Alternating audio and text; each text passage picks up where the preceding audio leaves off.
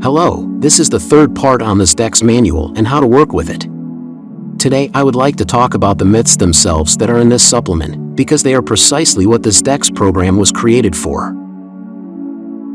Myths can be divided into different categories as you wish, because each creature has its own unique abilities and character. Even though they are not living creatures, artificial intelligence still prescribes for them minimal character and traits so that the creatures differ from each other. You can draw these character traits yourself by observing after them. Also, myths can be divided into two categories of collection.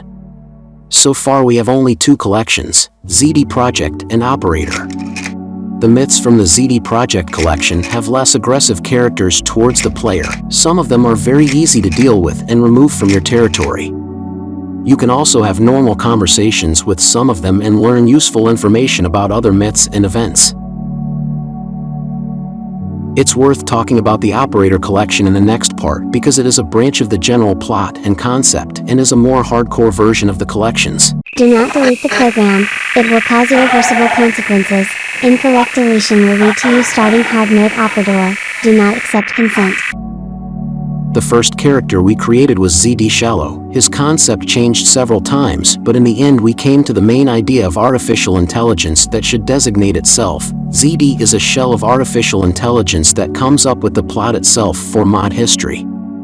ZD was also the first and last myth that he received his creepypasta on the creepypasta wiki for Minecraft, where his clear skills are described, which are practically not limited in any way within the game. He was also the first myth that he received a couple of video parts on the channel that will soon be reshot.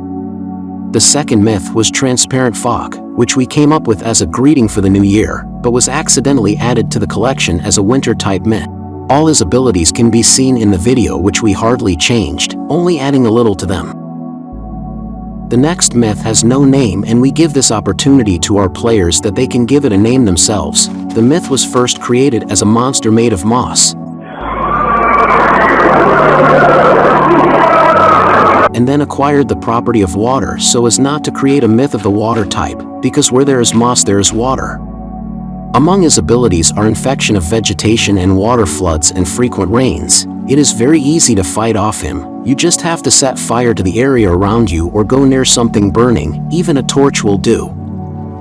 The next myth is the Covenant myth from the void under the bedrock.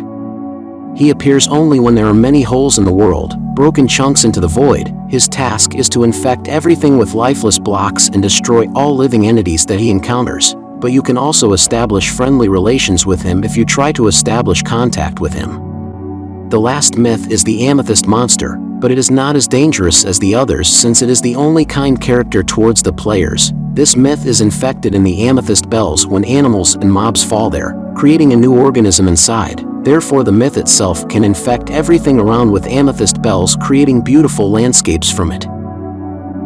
Also in our add-on there are only two modes for the myths themselves, settings and history. Customization is a very simple mode where you can customize a particular myth yourself, add other abilities to it, or completely change it to suit an existing myth. The story mode is created using the artificial intelligence GP chat, which itself writes a story with existing characters. When players influence the plot, the AI includes the player in the plot, making him a full-fledged character in this mode.